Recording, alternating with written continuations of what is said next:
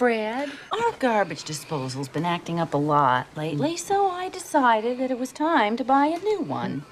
But when I went to take money out of our savings account, guess what? New garbage disposal? New garbage disposal? Why throw good money down the drain? There's nothing wrong with this one. All right, you, say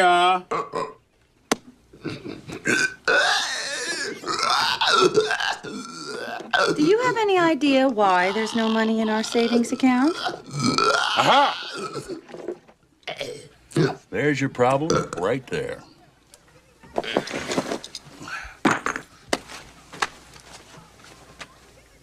All right, you spit it out. Where's the money, Fred? Something happened to it. There, I said it.